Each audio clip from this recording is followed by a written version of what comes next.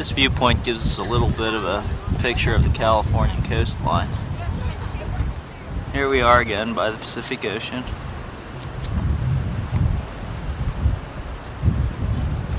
Bethany and Michael look tired.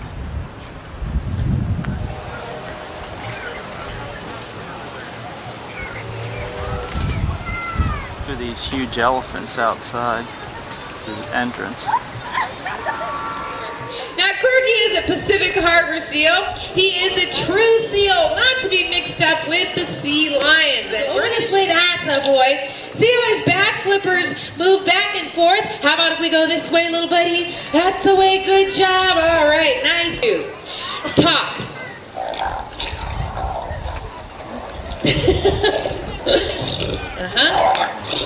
Anything else?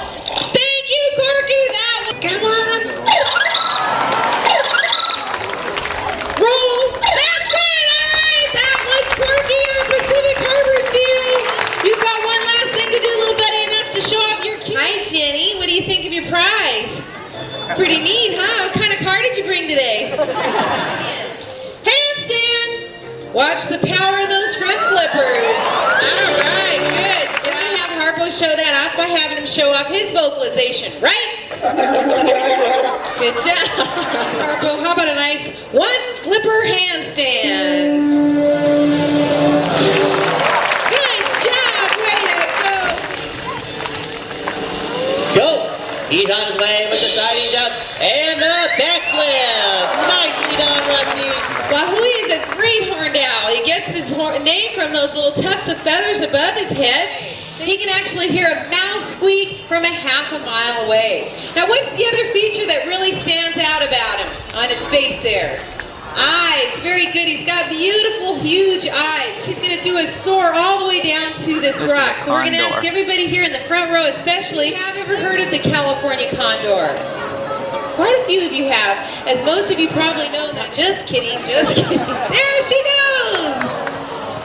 All right, Pomona, good job! The vegetation inside this place is really lush. In fact, I heard one time, maybe it's still true, that plants were worth more than the animals. This is a South American wolf dog. And remember, they do live in very dense regions of the rainforest, so they have to have a way of laugh.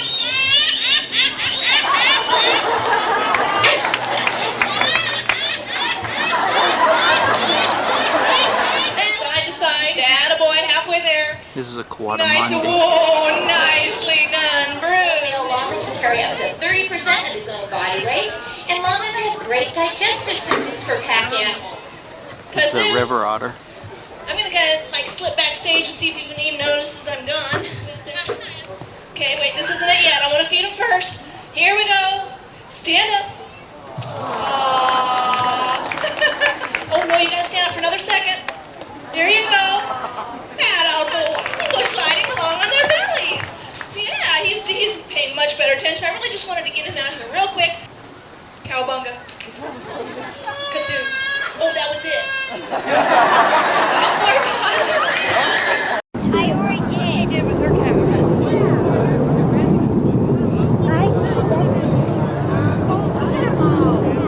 These appear to be babies.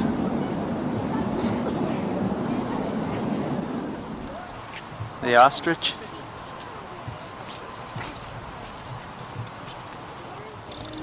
What? These are a copy. One of them's for you.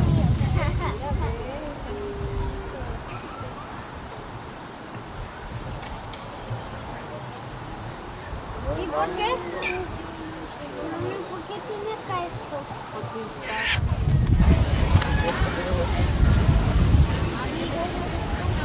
Have to hold on to you, or else you're gonna dance. Koala. They say these guys can sleep 20 hours in a day.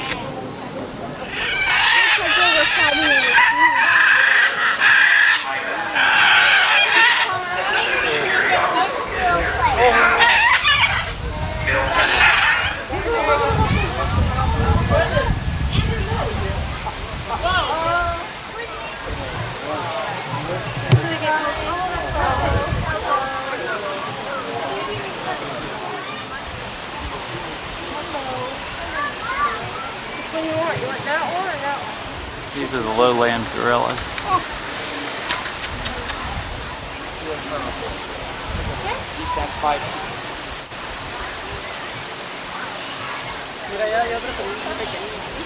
Allá arriba. No.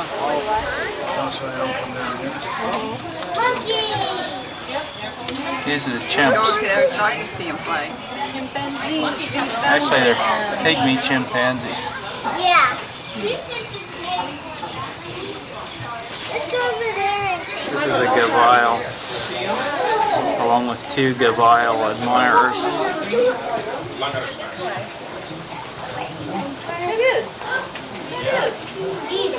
This is an emerald tree boa, part of the snake exhibit. Actually, there are about 4 of these things in here. This is the KOA in outside of San Diego. I thought it might be interesting to show what it's like when we set up the tent. This usually takes in the neighborhood of 20 minutes, so settle in.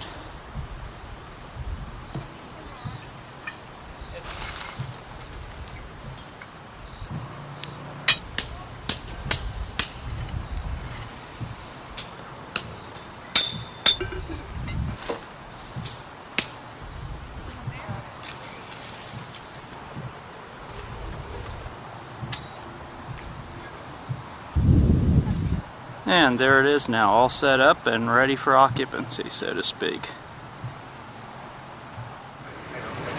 I have no idea who this statue is of, but we're actually in Tijuana, Mexico. I don't know, perhaps that's the name of the statue. The man on the name of the statue. Off in the distance we can see some of the town of Tijuana. It looks like as you go up the hill, some of the streets become dirt roads.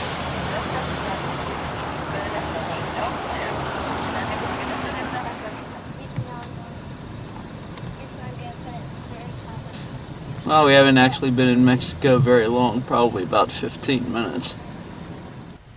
Although this might not cry out National Forest, that's actually what we're in. This is the San Bernardino National Forest.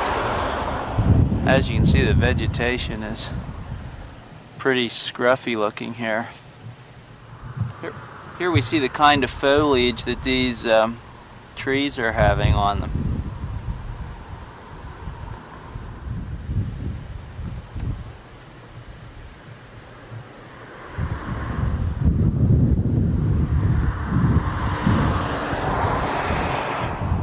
I don't know if we're still in the National Forest or not, but the landscape's really rocky right in here.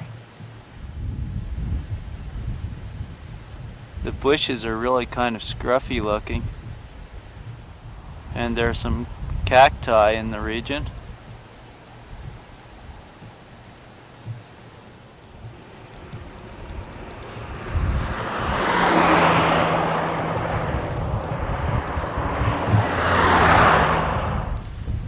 Now we are out of the San Bernardino National Forest, and we're coming down into the lower elevations. You can see perhaps the road winding around. It looks almost like a snake down below us. In the distance there is a town, and I think it's really neat to see all the red tiled roofs on the buildings in the town.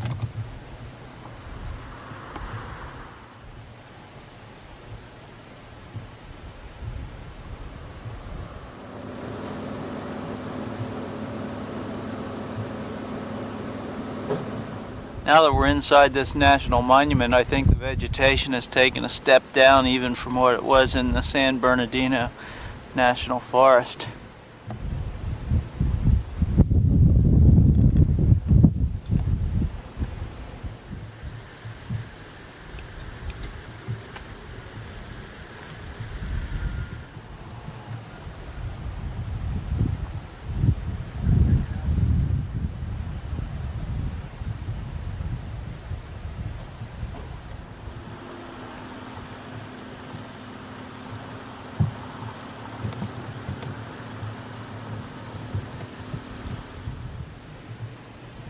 This appears to be some kind of yucca.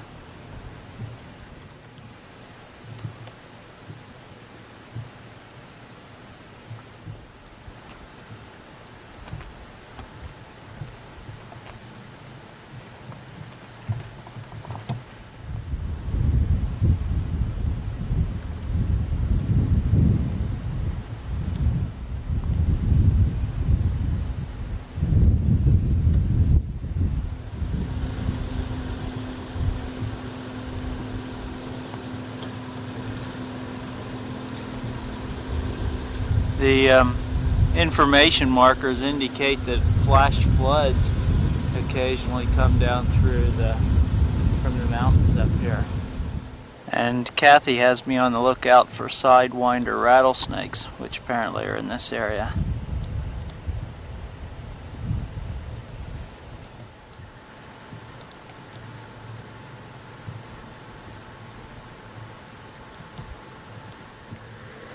We're now at Smoke Tree Wash.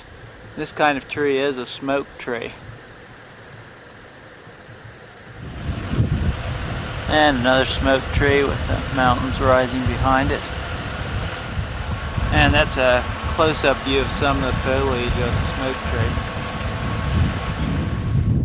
Actually, this might be the smoke tree. I'm not sure that those last two views were smoke trees.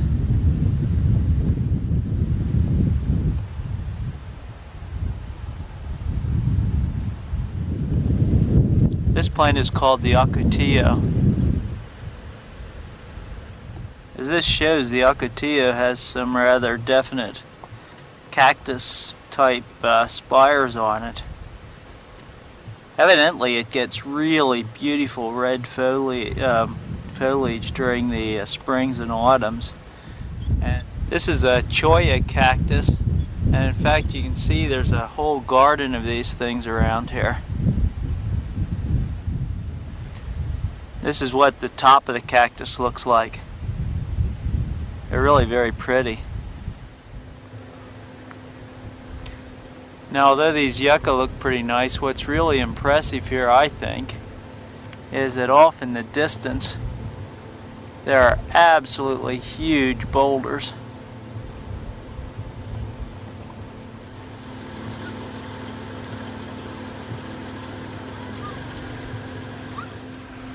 We're now in an area dominated by a veritable forest of these extremely unusual looking trees. It's Tuesday morning. We got up bright and early this morning.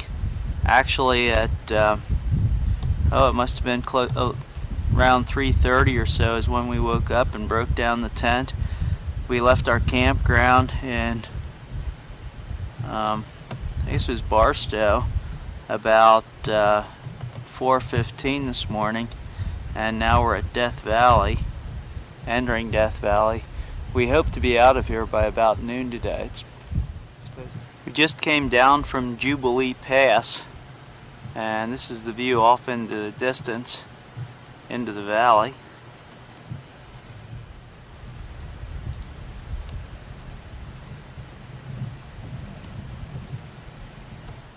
We're now on the floor of the valley, seeing the Panamint Range off there in towards actually the southwest. Off to the northeast, these are the Black Mountains.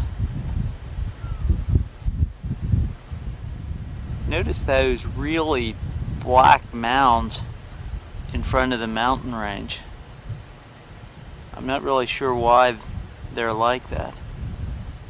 This is a view more to the west, and this one shows more reds than that other view had. I'm standing in the shadow of the Black Mountains, which are behind me. The area here within the shadows would all be under sea level because the road pretty much follows the sea level line. Now out in the distance you can see the shadows, or where the shadows end. One of the Black Mountains peaks, Smith Mountain, has an elevation of 5,900 feet. So it's pretty awesome to think that here in the valley we're below sea level, and right behind us is a mountain over a mile high. Now I've turned the camera around. I'm kind of assuming that some of those gullies there are made by the flash floods, which come down off the mountains and go through the valley.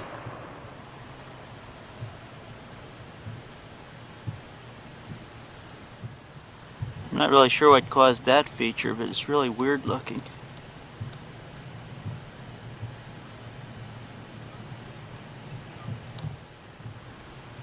These again are some of the ranges in the Black Mountains.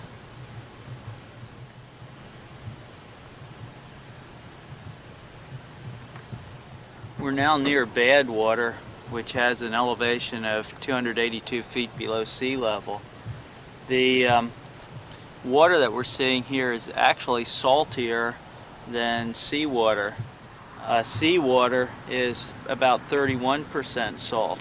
This water is about 34% salt. Just to help put this a little bit more in its perspective, you can see the parking area that we're in. And now we're looking up the Black Mountains. And way up there on the Black Mountains is a sign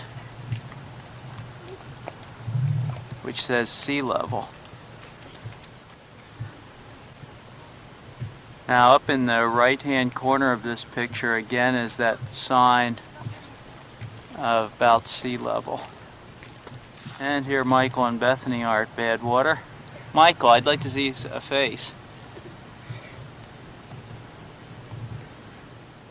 Now I'm of course taking this picture at Badwater, and off in the top center is Telescope Peak, which has an elevation of over 11,000 feet. The sun is just gleaming off of that sand out in the distance. Or rather salt out in the distance. It appears that the Black Mountains are pretty much dying out, and instead we have these kind of, looks like caked mud. This is the diorama in the visitor center, which tells the story of William Joseph Manley and John Rogers. They had left the Williams and Arcane families in Death Valley, tried to go to get some help for them. 26 days later, they reapproached the families. Manley described the scene years later. He said that when they approached the camp, they couldn't see any signs of either the death or life of the Williams and Arcane families. But he said when they were about 100 yards away, they thought maybe it might be like an ambush by the Indians. So he fired a shot, and Mr. Bennett, actually it's the Bennett and Arcane families, Mr. Bennett came out from under the wagons, and then when he saw Manley and Rogers, shouted, "The boys have come, the boys have come." And at that point they knew they had been rescued. Now we're looking across the Devil's Golf Course. The sign nearby says that the salt and salt-bearing gravel underneath this are more than 1,000 feet thick. Here is much the same as you would get if you would boil salt water in a pan and then look at the residue that's left behind. Again, the Devil's Golf Course, with the Panamint Mountains in the background. These are the intake portals for Hoover Dam. And this is actually part of Lake Mead backed up behind it. That's the back side of the dam. So we're actually on the Arizona side right at the moment. We've already crossed the dam. Over there's 3 fish.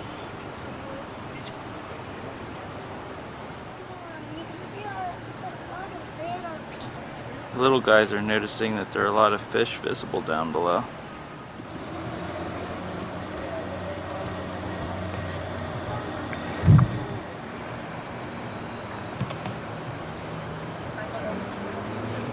And here we're seeing Lake Mead.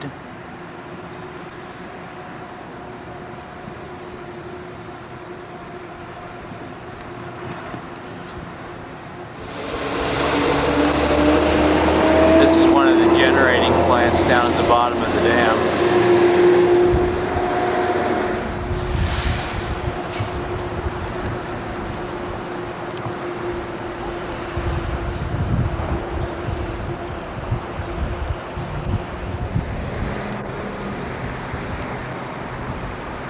And now we see the Colorado River flowing out from below the dam.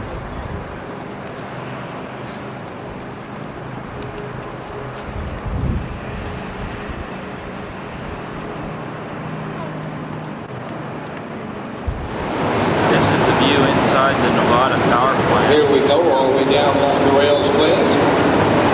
We're told that we're about 528 feet deep Well, this here inside the is dam. the Nevada wing of the power plant, using horsepower. In all, we have 17 units for over 2 million horsepower. Once again, ladies and gentlemen, you may come up here to where I'm at. Before you are safety, please do not pass the white line.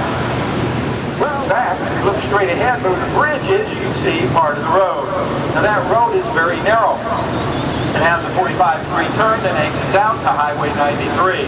Because of the size of the road, we're very limited on what will travel down, and the way a small light size can travel down is by way of that overhead cable crane. No longer required because now all the water is controlled and regulated through our power plant. And speaking of water, why not take a quick look at it? 43 deep. Average year-round temperature now.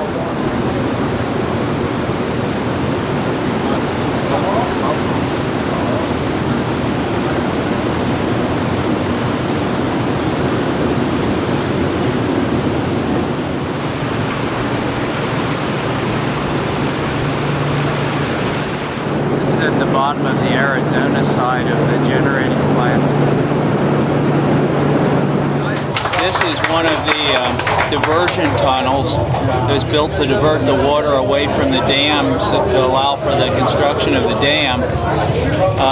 The pipe you see in there now is the pipe bringing the water in from the intake portals. This is the face of the dam then as viewed from the Nevada side. We were told that the dam is 726 feet tall. There were 96 industrial fatalities during the construction of the dam. And we were also told that there are 3.25 million cubic yards of concrete used in the construction of the dam. Way down below us is the Arizona generating plant. That white line in the center of the picture would have been where I was standing for some of the pictures that I took down below looking up.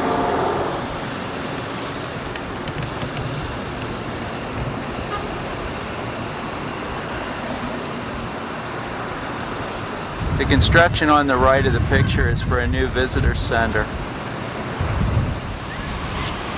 This is a monument commemorating those with the vision to build this dam.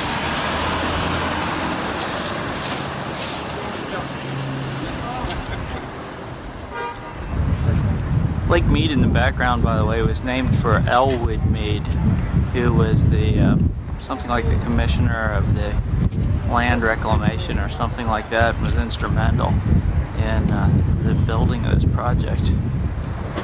Viewed from the Arizona side, this shows the 4 intake portals. This again is a view of the spillway. We were told that there are 2 of these, one on each side, and each one has the capacity to drain Niagara Falls.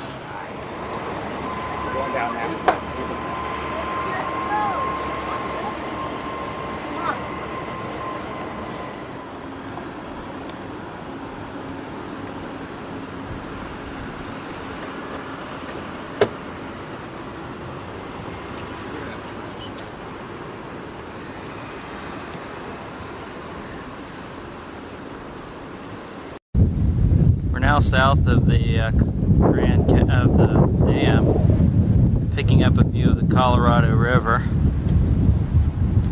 The canyon area around here is pretty spectacular. It's not the Grand Canyon, but it's still pretty neat.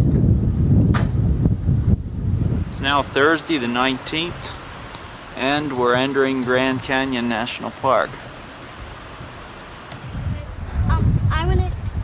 I want to give a picture to Jessica Weaver, and I only want to see this protection of this possible criminal analysis fast. She can help. Out there at the tip, I think, is where the mule rides go. Yeah, let's do that. Actually, I think I'm going to take you. Here's a pond.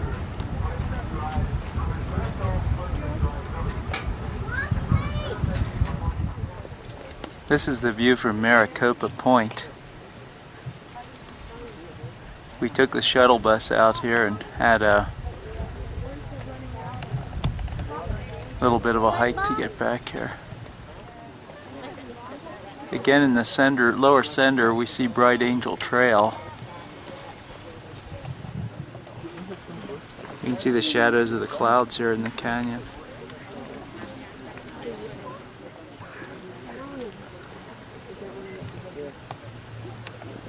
And that is the Grand Canyon. This is the view from Mojave Point.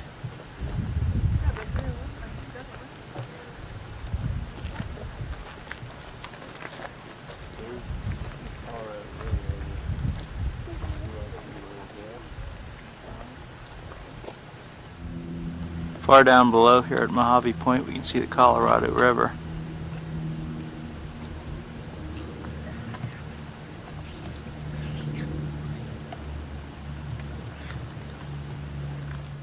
From Mojave Point, you get the longest continuous view of the Colorado River.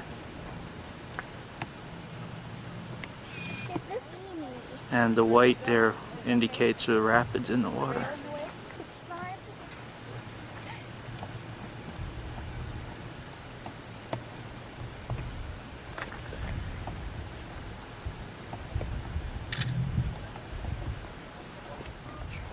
Just kidding.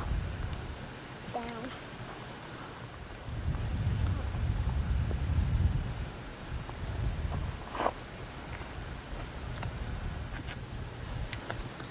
And here we are still at Mojave Point with the Colorado River there in the background a little bit.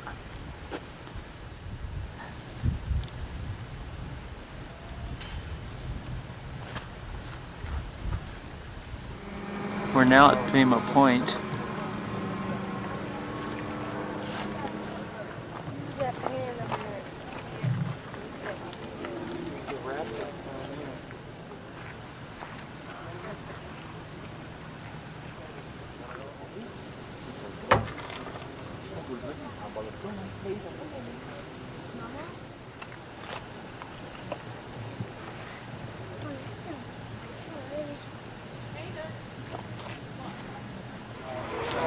We're now at the Hermit's Rest area. I'm at Hermit's Rest now. I'm actually in a light rain.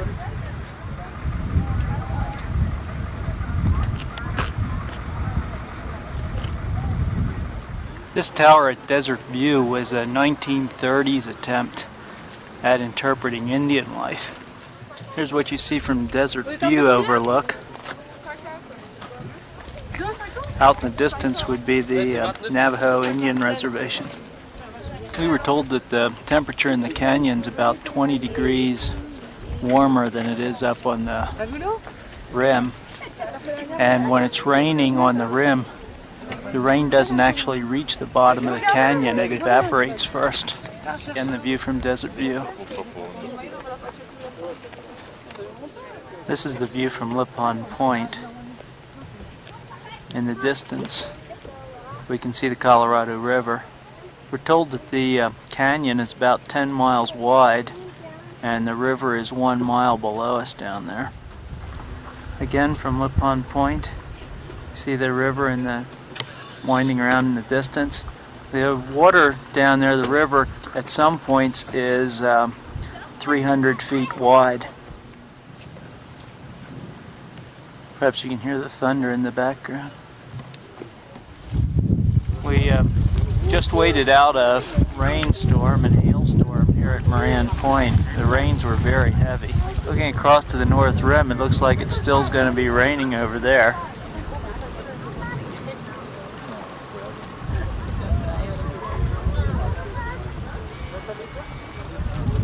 Off to the east, a little bit of a rainbow is forming. I'm not sure it can actually be seen on what I've got here. It should be visible over there, though. There's double rainbow right over there. Over there. The colors down in the canyon here at Moran Point might be the most spectacular I've seen.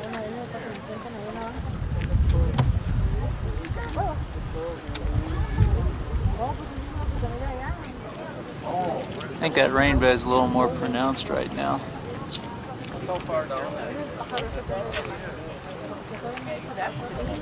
A lot of the trees along the canyon rim really have twisted trunks to them. I also think it's neat seeing the berries on the trees.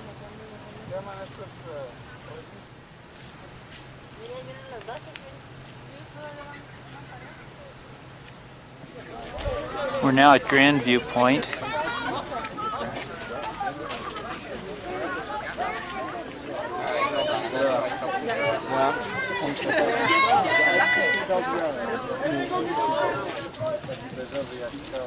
Tak, takie ten, bo tu jest tam takie jakieś kawałki zielonego.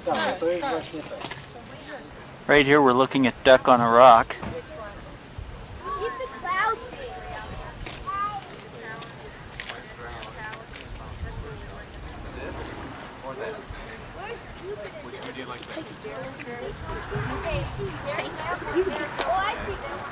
The formation in the top center there is called Vishnu Temple.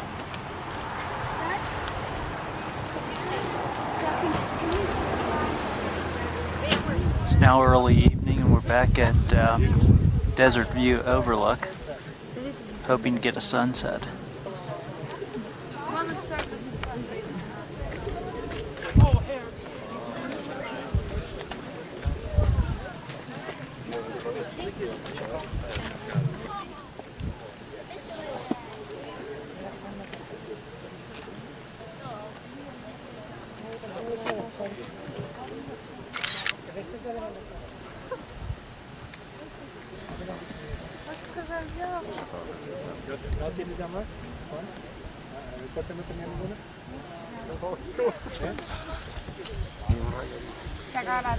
Está lloviendo, mira, allí está lloviendo.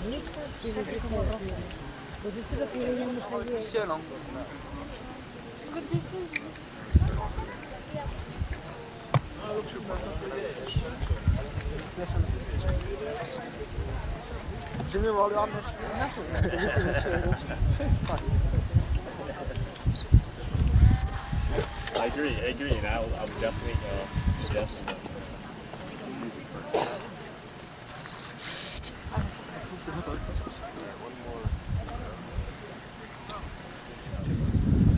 It's Friday, the last real day of sightseeing on this trip, and we're now entering the Petrified Forest National Park. Years ago this region was inhabited by these alligator-like creatures, and there were also trees like these growing in the region, and it was a very wet region. This is a phytosaur, the fossilized remains of one of these reptiles. It's not closely related to the crocodile, but it sure looks like it. This is a Pastosuchus, perhaps? This is a Desmatosuchus. Now we have two persons here interested in becoming junior rangers. So we'll see if they can become junior rangers today at the Petrified Forest. And if they, whoops, Bethany moved it pretty quickly. That's the kind of badge I guess you get if you complete the program and become a junior ranger. Mommy's telling Michael what all he has to do in order to become one. Okay, Michael, you're supposed to touch a petrified log. Can you find a section that is smooth? Where's a smooth section? Michael, forget that. Michael, where's a smooth section? Yeah. Right. That point? Yeah. Is the log cold or warm? It was warm. Warm because the sun's on it. Michael, it says, can you find it? Now you have to look around here. Can you find a petrified log that is longer than you are? Look all around. Yeah. Okay, run up there to it. A log. Definitely. Yes, that's longer than you. Now, Michael, what you have to do is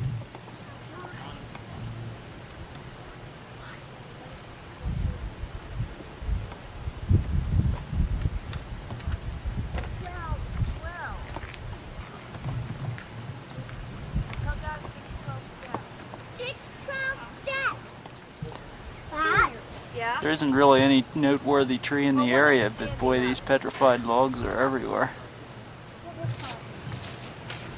Yeah, is that the first kind? What other colors do you What see about in this there? color? Michael. I know. What color's in the middle? Michael, what's the bird? What's the dark color? No, in the middle. Look in the middle. What's the dark color in there? Red.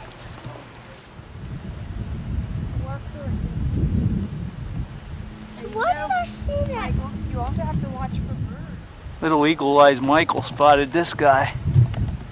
Up there, I think. He's a collared lizard.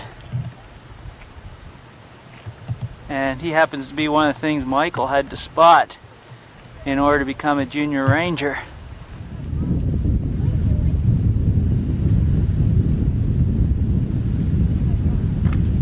Notice first of all the size of the petrified log here, but also these are my junior rangers.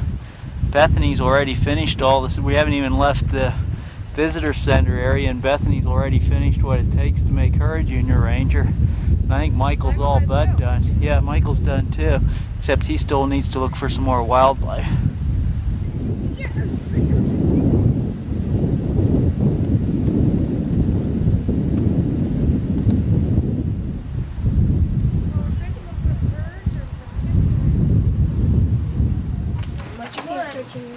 Did you get them all done? Okay. Let's see how you did. Coyote, raven, pronghorn, antelope. That's correct.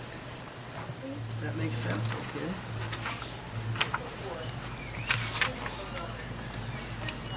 How do you do here? You got these all matched up.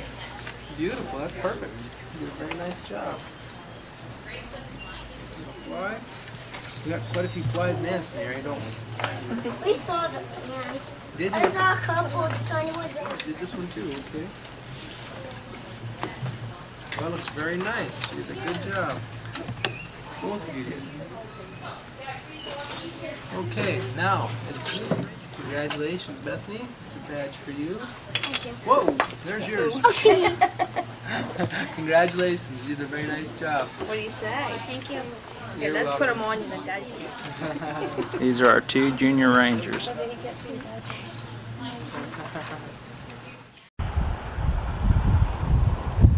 We now appear to be more in the Painted Desert region of the park.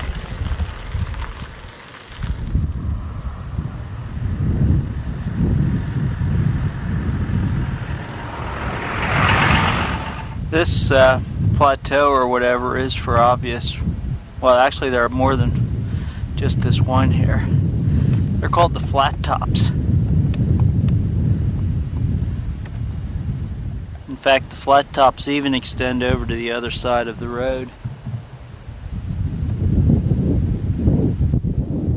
Kathy really likes this mound. It's right near Crystal Forest. Crystal Forest, of course, is another forest of petrified trees.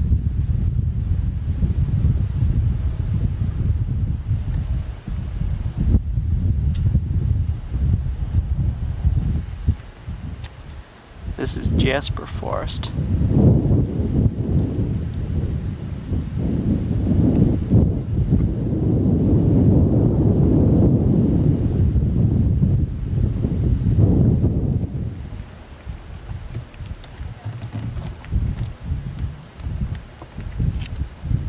This is a petrified log bridge.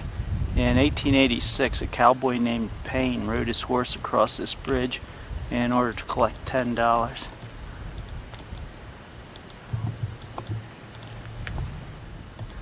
We're now looking at the Blue Mesa Badlands.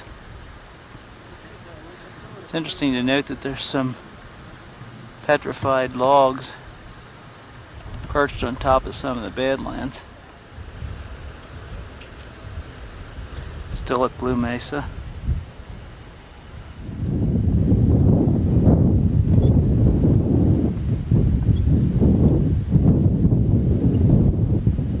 Notice the petrified log there in the very lower left of the picture. Again, the Blue Mesa Badlands.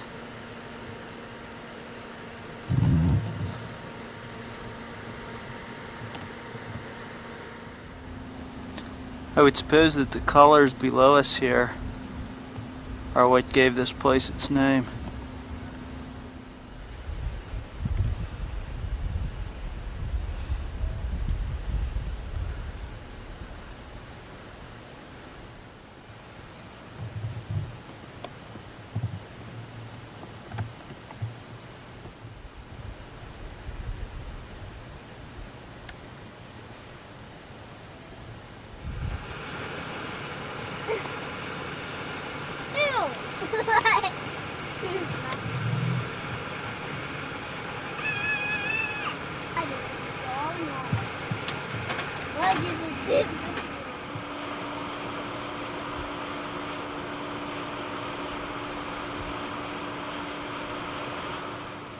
This is newspaper rock. It contains the writings and records of prehistoric Indians.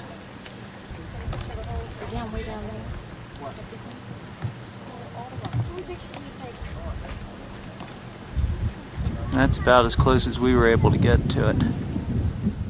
This is the view of the Painted Desert from Pony Point.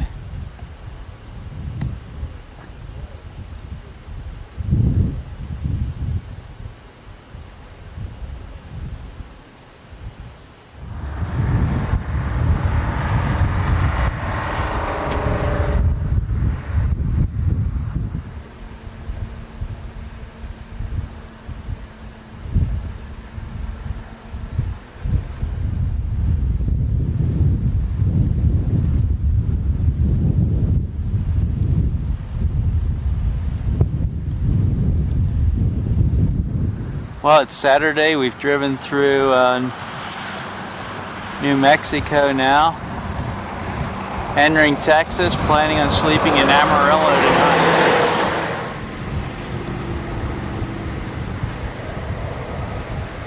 Good wind blowing. Isn't adjusted for the fine time difference yet. It's actually 4:32 p.m. But we've made it back home. Got through some new states on the way back home, most notably Tennessee and Kentucky.